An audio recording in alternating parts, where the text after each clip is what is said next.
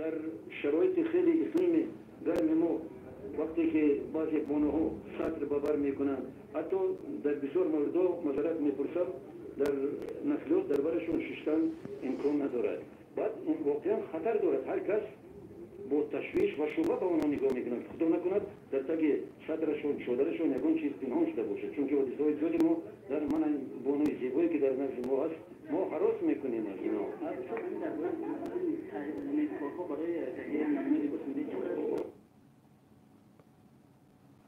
خب نگاه کنین این هم سابق وزیر فرهنگ شمس‌الدین ارونبکزاده 21 ایونی 2017 گپا گفت.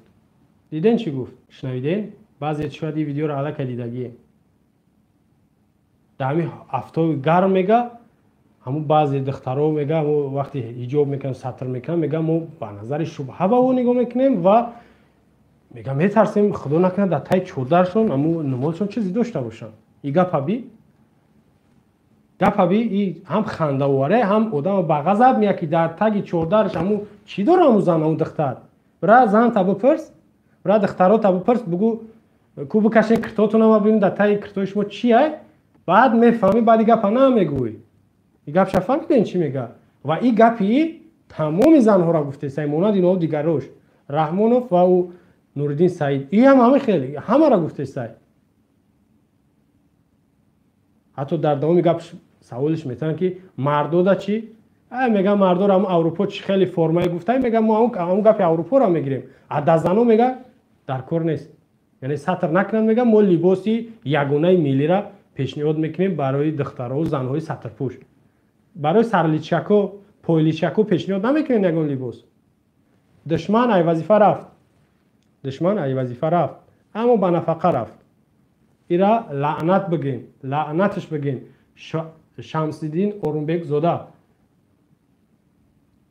نگاه کنین مادرش 3 می 2020 مرد شاید ای کرونا ویروس مرد مادر اینمی اخی پدر اینمی وزیر سابق وزیر مادرش مرد اما مادرش سرلیچکا شوشتن جنازه کردن کفن کردن یا که محکمه کوی میگیم یا که رمالدارو این میره شما اگه فکر کنین چی گفته استای ما مردم باید قصدگیر باشیم میدونین قصدگیر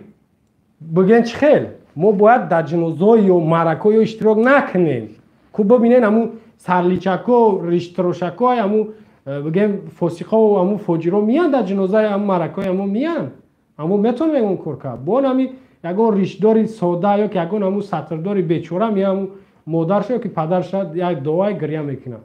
در جشن و مرکهشون اشتراک میکنه شما یارا انمی ای همه در عذاب سخت به انسان چیه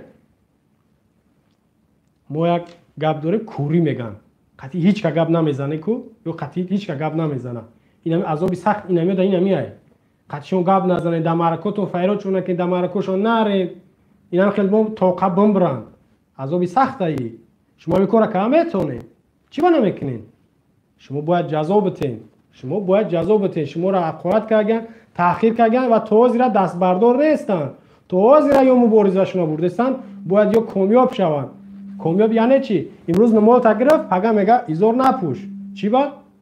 در هوای گرم میگن که ایزار کسالت میکنه هوای خنک میگن که بروک پوش